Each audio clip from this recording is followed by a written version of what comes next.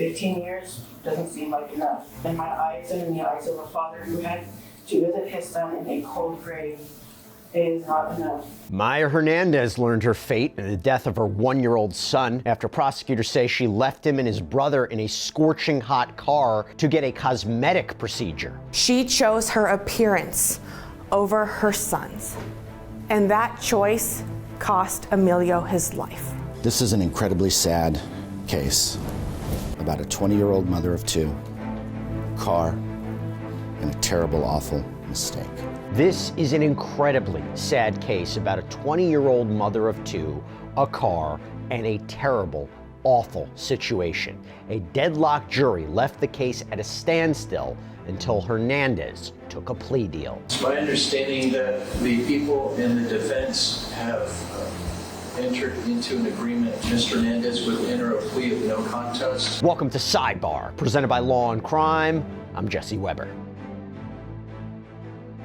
Can we be honest about something before we go any further? When most people look at their bank statements, the amount of DoorDash orders over the last 2 years is probably a little embarrassing, but I just saw a report that is going to make you put your phone down. There are serious allegations coming out that the app may have tracked your precise location and shared it with third parties without your consent, potentially capitalizing on sensitive data. It's actually a huge privacy deal. And Morgan & Morgan, they're jumping in to investigate. So if you've used the app between 2023 and 2025, you can easily check to see if you qualify for a claim. And if you do, you may be entitled to compensation. You can visit forthepeople.com/sidebar DoorDash or click the link in the description for a free case review. It takes just 5 minutes or less. A 20-year-old mother of two from Visalia, California, has been sentenced to 15 years behind bars in the death of her 1-year-old son. This was after she pleaded no contest to a count of involuntary manslaughter with additional enhancements of child cruelty. Now, no contest meaning you aren't necessarily admitting that you committed the crime, but you just aren't going to fight it. You aren't contesting it. You're allowing yourself to be convicted of this crime. Now, this is a case that took nearly 9 months to come to an end, and it has been at the center of debate in the court of public opinion and in the courtroom itself. And this has left a jury deadlocked on if the woman standing trial was in fact a murderer. What is apparent in this case is that Maya Hernandez was spared an even worse punishment. And if you heard the clip at the start of the episode, at least one of the victim's family members was not happy with this outcome. Now, we're going to get to how the sentencing hearing played out in court this week, but we need to first talk about how we got here in the first place. According to an incident report from the Bakersfield Police Department, officers were dispatched to the always beautiful med spa at around 4:45 p.m. on June 29, 2025, after Hernandez called 911 to report her baby wasn't breathing. Officers noticed Hernandez's 1-year-old son, Amilio Gutierrez, was unconscious, not breathing, had blue discoloration around his lips. And at the time, an employee at the med spa was holding Hernandez's 2-year-old son, who, according to the officer, appeared lethargic with soaking wet hair. You'll see why in a minute. We'll talk about that. Both children were transported to a local hospital where, unfortunately, tragically, sadly, I don't even know what else you can describe this as, Amilio was pronounced dead shortly thereafter. According to the police report, Amilio's internal temperature had reached 107 degrees Fahrenheit, with the coroner later determining that he died of heat stroke. Now, Hernandez's 2-year-old son fortunately survived this incident and was placed into protective custody. Hernandez, she told police that she arrived at the med spa around 2 p.m. that afternoon to receive a cosmetic procedure, so it wasn't like a medically necessary procedure, which is important, I think, to understand. And police initially reported it to be lip filler injections, but we're going to get into that a little bit later on. Hernandez told police that she left both of her children buckled in the back seat with the air conditioning on. But it wasn't until 4:30 p.m., so roughly 2.5 hours later, that she left that spa and noticed her children were in medical distress. When officers asked her why she just didn't take her children inside the med spa for the appointment, she said she didn't think that they would be harmed with her vehicle and the air conditioning on. But here's the thing. Police determined that Hernandez's car was actually off for around 1.5 hours while she was inside. It was later discovered by detectives that her specific Toyota sedan model automatically shuts off if it doesn't receive any input from the driver within an hour. Now, keep in mind, the reported temperature that day was around 101 degrees Fahrenheit, and according to prosecutors, the temperature in the vehicle reached a scorching 116 degrees Fahrenheit.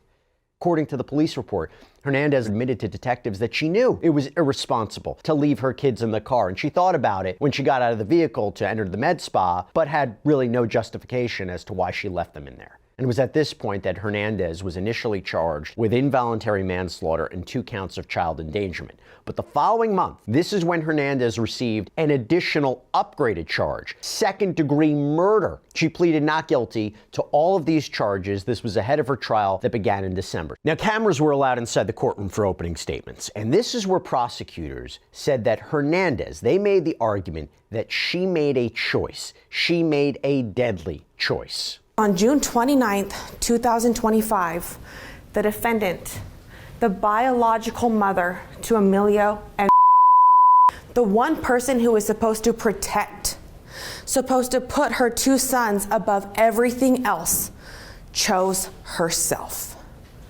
On that day, June 29th, 2025, the defendant chose vanity. She chose her appearance over her sons. And that choice cost Amilio his life. On June 29th, 2025, in the heart of Bakersfield summer, the defendant Maya Hernandez drove from Battaglia to Bakersfield. She drove here with her 2 sons, Amilio and She drove here to an elective cosmetic procedure, a procedure to enhance her looks. And ladies and gentlemen, when she drove here, she knew that she could bring the boys, Amilio and into the appointment with her. She knew they were welcome. She knew they could wait inside the air conditioning. But she chose to leave them in the car. She chose a break. She chose time to herself. She chose time to socialize with other adults. And again, that choice cost Amilio his life. She did not leave that building a single time between 2:05 p.m. and 4:30 to check on her sons. She chose to ignore all of her responsibilities. She ignored the fact that she had children that day. She ignored the fact that they were in the car. She spoke about her children, ladies and gentlemen.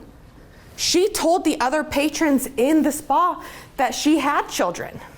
What she failed to acknowledge, what she failed to ever say, is that her children were in the car. She didn't tell anybody this information because she knew it was wrong. She knew her 2 babies should not be in the car without her in the heat. But she chose to leave them there anyway. You will also see the text messages that the defendant exchanged with the injector, with the registered nurse that provided the treatment.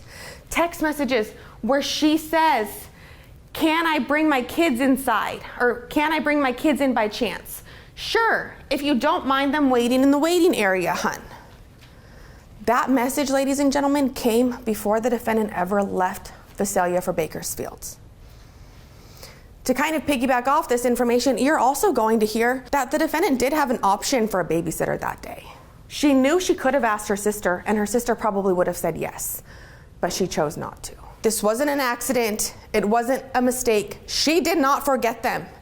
She knew they were there. She left them in the car. You will hear that she knew the dangers of doing so. She knew before she got out of her car that if she left them in the car, Amilio and could be injured, that they could die. She knew that. You will hear that with that knowledge, with that information, she did it anyway. But meanwhile, Hernandez's defense team painted a different picture, that this was just a tragic, unfortunate mistake. This is an incredibly sad case about a 20-year-old mother of 2, a car, and a terrible, awful mistake. But it's not about murder. The 2 children in this case are and Amilio. Ms. Hernandez is their mother, and she is a single parent living up in Visalia, where she works as a CNA in a care facility called Sierra Valley Rehab Center. Before she goes into the business, She left her kids in their car seats with cookies, a bottle of milk each, and with she left her phone so that he could watch TV. Before she went into the business, Ms. Hernandez left her keys under the seat. The car was running. The air conditioning was on. Ms. Hernandez thought that the car would stay running, that the air conditioning would likewise remain on, and that Amilio would be okay. I want to pause for a second, because law enforcement would later determine two things. One, there's no black box information in this case, and what I mean by that is that the car's data recorder cannot provide any on-off times for the engine relevant to this case. And number two, law enforcement verifies with Toyota mechanics that the car shuts off after an hour if the shift lever stays in park, and that timer system in that car is reset if the brake pedal is depressed or if the shift lever moves, neither of which unfortunately happened in this case. Things at the business were running behind, and Ms. Hernandez stayed in the waiting room too long. And when the procedure was done, she went back out to the car and discovered that something was very wrong with Amilio. Cheeks were red, and that's something that happens with him, according to what Ms. Hernandez will later tell law enforcement. And when Ms. Hernandez took Amilio out of his car seat, Amilio started shaking. In her own words, Ms. Hernandez starts freaking out. And she initially believes that Amilio's having a seizure because had a seizure once before, and to her it looked the same. Ms. Hernandez calls 911 twice, and in between takes Amilio inside the business to the nurse. Ms. Hernandez attempts CPR on Amilio, and 911 helps her with that, but tragically, it doesn't work. And neither do the attempts by medical personnel. Now, unfortunately, cameras weren't allowed inside the courtroom to film the witnesses, but we do have court reporters that were able to give recaps of the testimony. So here's what stood out. Prosecutors called Isabella Carrion to the stand. She was an employee of the med spa that Hernandez traveled to on that day of the incident. And according to her, Hernandez went out to her vehicle after the procedure to go get her phone to pay, and 15 minutes later, Carrion exited the building, saw Hernandez sitting in the car holding one of her children with a second child in the back seat. And she confirmed on the stand that she told officers Hernandez didn't appear to act with any sense of urgency, didn't appear at any point to be on the phone with 911 or performing CPR or initiating any life-saving measures. Though I will add, the jury did hear Hernandez's 911 call during this case. The prosecution also called Harmony McGeough. This is the registered nurse who was conducting Hernandez's procedure. Now, first of all, she told the prosecution and the jury that Hernandez didn't go to the med spa for lip filler injections, but for a liquid BBL procedure, which also includes injections to your behind to make it bigger. And McGeough said the procedure lasted 15 to 20 minutes. Hernandez left the building again to go get her phone to pay, but when she returned, she had Amilio in her arms. And according to her, this little boy was purple, had foam in his mouth, and when McGeough shouted for someone to call the ambulance, Hernandez reportedly went back outside. Eventually, she said a spa employee brought Hernandez's 2-year-old son inside the building, attempted to cool him down. Now, when it came time for the defense's case, Hernandez herself took the stand. She tried to explain her situation. She tried to explain what happened. She told the jury about her role as a single parent, a primary provider, and then she got into the morning of the incident. And Hernandez testified that her sons ate breakfast before she took them with her to the med spa, how both kids were asleep when she went in for that procedure. And Hernandez told the jury that she had previously slept in her car, had left the AC running, never turning off before. And while inside the waiting room, Hernandez testified that she used her Apple Watch to make sure that her children were still watching YouTube. But it wasn't until she went out to her car to pay that she noticed her children were in trouble. And the 911 phone call was then played for the jury, where she reportedly told the dispatcher that she believed her son, Amilio, was dead. Hernandez then told the dispatcher that she was performing CPR, and the dispatcher proceeded to give her instructions. Hernandez testified that she spoke with dispatchers until the ambulance arrived.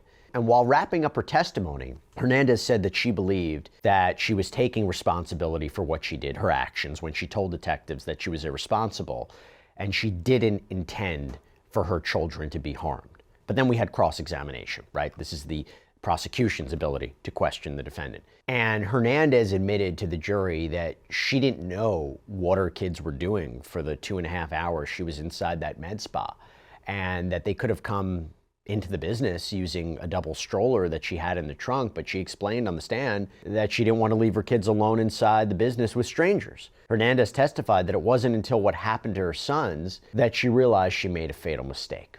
After both sides rested their case, each side gave their closing arguments. She deliberately acted with conscious disregard for human life. It sounds stupid for me to say I didn't mean for that to happen, because I did leave them, but I thought they were going to be okay. It sounds stupid for me to say I thought they were going to be okay. It sounds stupid for me to say that because we all know, everybody knows, Maya Hernandez, know that that's dangerous, and I did it anyway. She knew leaving them was a bad decision. She knew leaving them in the car was dangerous before she got out of the car. And she did it anyway, with the knowledge that her actions were dangerous, with the knowledge that her actions were dangerous to human life, with the knowledge that her actions leaving the kids in the car could result in death. She did it anyway. This is conscious disregard for human life, ladies and gentlemen. If you're the parent that just walks in and leaves them in a hot car, you're consciously disregarding. That was that alternate scenario, the first one. But this one is hot car, hot car, hot car. Maya knows that it's hot and hot car, so she turns on the AC, thinking it's going to keep running. So in order to get her for conscious disregard, they would have to prove that Maya knew the car would time out and then went in anyway. The point isn't that Maya didn't know that leaving a kid in a hot car is risky. She did. That's why she left the AC on. What she didn't know is that it would turn off. Maya thought she mitigated the risk. And this is true whether she's walking away or sitting in the lobby. For your at the time decision, this is true either way, because she thought the AC was on. She was wrong, tragically.